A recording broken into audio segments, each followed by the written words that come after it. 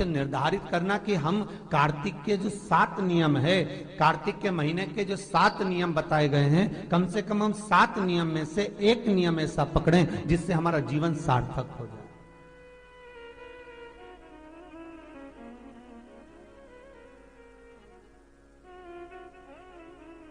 आप भले 7 नियम नहीं कर रहे कार्तिक के, भले एक नियम करो, पर वो नियम हमारा पूर्ण चलना चाहिए, उसकी नियम की पूर्णता पूर्ण होना चाहिए।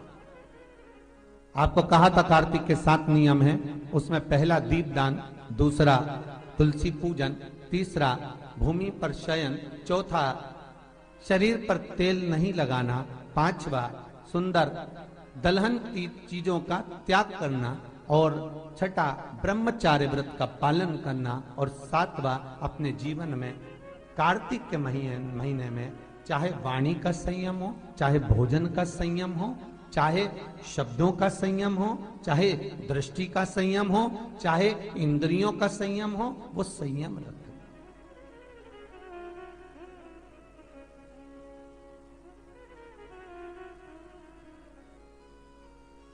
वो संयम धारण करना।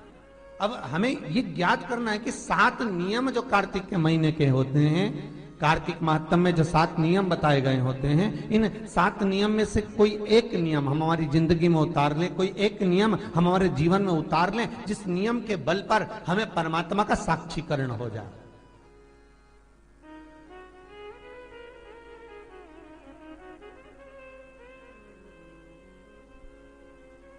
कोई एक नियम।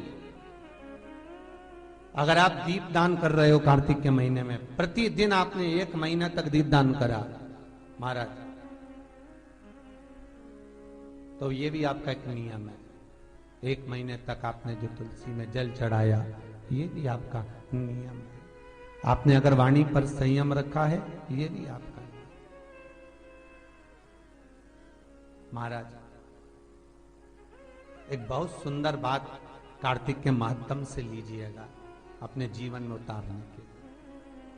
कार्तिक के महीने का 7वां नियम याद रखना, संयम।